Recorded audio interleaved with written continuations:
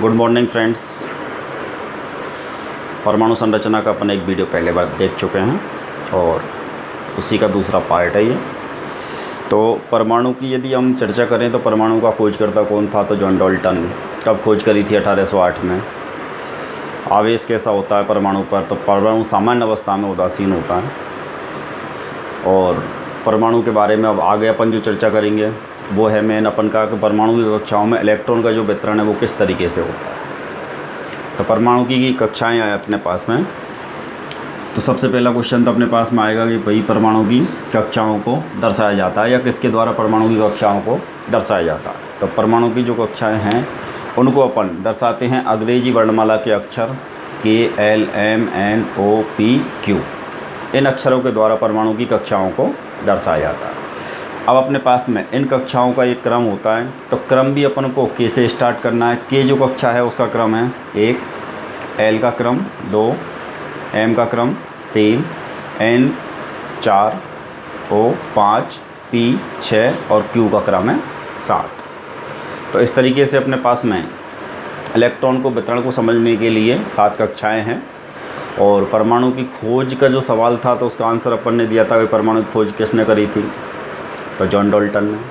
दूसरा अपने पास में परमाणु की थ्योरी का सिद्धांत किसने दिया था, परमाणु की थ्योरी का सिद्धांत किसने दिया था, तो इस क्वेश्चन का आंसर जॉन डाल्टन नहीं है, इसका आंसर लगेगा नील्स बोहर। और थ्योरी के सिद्धांत के द्वारा ही अपन को इसकी और जानकारी मिलती है। तो परमाणु के केंद्र का जो सघन भाग होता है जिसको अपन बोलते हैं नाभिक, नाभिक के चारों ओर पाई जाती हैं कक्षाएं, और इन कक्षाओं को अपन अक्षर KLMNOPQ के द्वारा दर्शाते हैं। अब कक्षाओं में जो मूल कण पाया जाता है वो है अपन का इलेक्ट्रॉन, और इन इलेक्ट्रॉन का वितरण कक्षाओं में किस तरीके से होता है तो उसको अपन समझने के लिए एक समीकरण काम में लेते हैं। भाई इलेक्ट्रॉन का जो वितरण का समीकरण है वो समीकरण है अपने पास में 2n स्क्वायर।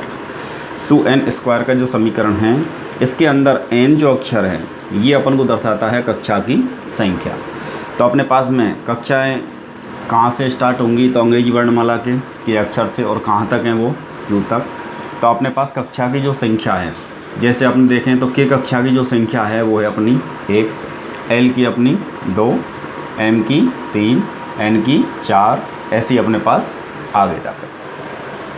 अब यदि अपन 2n स्क्वायर का समीकरण देखें और 2n स्क्वायर के समीकरण में अपने पास में n जो दर्शा रहा है वो दर्शा रहा है कक्षा की संख्या। तो कई बार अपने पास एग्जाम में डायरेक्ट क्वेश्चन भी आता है, भाई इलेक्ट्रॉन के वितरण के लिए कौन सा समीकरण उपयोग किया जाता है, तो वो है अपन का 2n स्क्वायर। उसमें n किसको दर्शाता है, दूसरा क्वेश्चन, तो n दर्शाएगा कक्षा की संख्या को। अब अपन यदि इलेक्ट्रॉन की संख्या ज्ञात करें तो K जो कक्षा है, K कक्षा में इलेक्ट्रॉन की संख्या, यदि अपन से क्वेश्चन आया कि भाई किसी परमाणु की K कक्षा में इलेक्ट्रॉन की संख्या कितनी होगी, तो अपन को समीकरण काम में लेना है 2n स्क्वायर। उस समीकरण में n की जगह अपन को रखनी कक्षा की संख्या, तो अपन ने समीकरण लिया 2n स्क्वायर। अपन ने n की जगह रखी कक्षा की संख्या, तो K कक्षा की संख्या है अपनी 1, तो अपन ने n की जगह रखा 1 का स्क्वायर किया 1, 2 इंटू 1, तो अपने पास आया 2। इसका मतलब किसी परमाणु की K कक्षा में इलेक्ट्रॉन की जो संख्या होगी वो होगी 2। इसी क्रम में अपन दूसरा क्वेश्चन बनता है, भाई किसी परमाणु की L कक्षा में इलेक्ट्रॉन की संख्या कितनी होगी, तो L कक्षा में इलेक्ट्रॉन की संख्या ज्ञात करनी है, तो अपने पास समीकरण 2n स्क्वायर। 2n स्क्वायर के समीकरण में n की जगह अपन को रखनी है उस कक्षा की संख्या, तो L जो कक्षा है इसकी संख्या अपने पास में 2, अपन ने n की जगह रखा 2 का स्क्वायर किया 4, 2 गुणा 4 करेंगे तो 8 का मतलब L जो कक्षा है इस कक्षा में इलेक्ट्रॉन की जो संख्या आएगी वो आएगी अपनी 8। अगला क्वेश्चन अपन से पूछ सकता है किसी परमाणु की M कक्षा में इलेक्ट्रॉन की संख्या कितनी होगी, तो M जो कक्षा है उसकी संख्या अपन को पता होनी चाहिए, तो M कक्षा जो है उसकी संख्या है 3। समीकरण 2n स्क्वायर। अपन ने 2n स्क्वायर के समीकरण में n की जगह कक्षा की संख्या रखी 3 का स्क्वायर किया 9, तो 2 इंटू 9 करेंगे तो अपने पास आंसर 18। तो 18 क्या है, तो M जो कक्षा है जो कौन से नंबर पे है, तीसरे नंबर पे, तो M कक्षा में इलेक्ट्रॉन की संख्या 18। इसी प्रकार से चौथा क्वेश्चन अपन से यहाँ बन सकता है किसी परमाणु की N जो कक्षा है N कक्षा में इलेक्ट्रॉन की संख्या कितनी होगी, तो अपने पास 2n स्क्वायर का समीकरण, n की जगह अपन को रखना है कक्षा, तो अपन को n जो कक्षा है उसकी संख्या है 4, तो अपन ने रखा 4, 4 का स्क्वायर, तो अपने पास आया 16। 2 गुणा अपन 16 करेंगे तो अपने पास आया 32। इसका मतलब कोई भी परमाणु है तो उसकी जो n कक्षा है उस n कक्षा में इलेक्ट्रॉन की संख्या होगी 32। आगे इसी क्रम से अपन इलेक्ट्रॉन की संख्या ज्ञात करेंगे, लेकिन थ्योरी के सिद्धांत के अंदर अपने पास में 2 पॉइंट और आते हैं। एक आता है अपने पास में कोई भी परमाणु होगा उसकी कोई ना कोई कक्षा तो अंतिम होगी, तो अंतिम जो कक्षा होगी उस कक्षा में इलेक्ट्रॉन की संख्या कितनी होगी। तो अंतिम कक्षा में इलेक्ट्रॉन की संख्या होगी तो उसके लिए अपने पास में याद रखना अपन को, भाई अधिकतम कितनी हो सकती है 8। अधिकतम कितनी हो सकती है 8।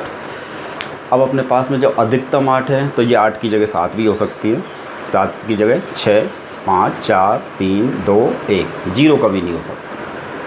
तो अंतिम कक्षा कोई भी परमाणु है उसकी जो अंतिम कक्षा है उसमें इलेक्ट्रॉन की अधिकतम जो संख्या है वो कितनी होगी, तो अधिकतम संख्या 8, या हो सकती है तो 8 भी हो सकती है, 7 भी हो सकती है, 6 भी हो सकती है।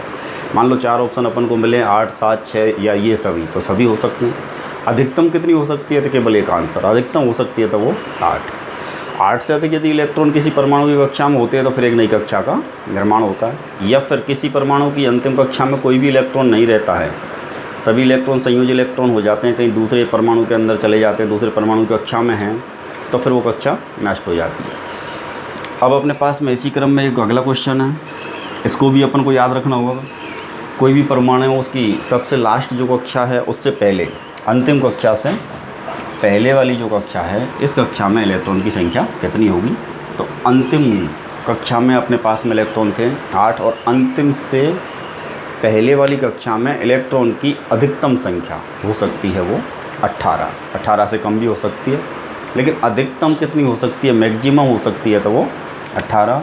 कौन सी कक्षा में, अंतिम में नहीं, अंतिम से पहले वाली कक्षा में अधिकतम इलेक्ट्रॉन की संख्या 18। ये 2 क्वेश्चन हैं, इनको अपन को डाउटफुल क्वेश्चन है, इनको बिल्कुल गौर से याद रखना, अपन को ध्यान से याद रखना होगा।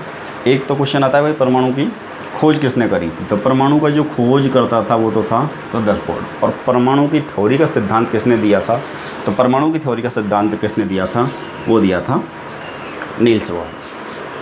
तो इस प्रकार से अपन ने परमाणु की संरचना के बारे में चर्चा करी।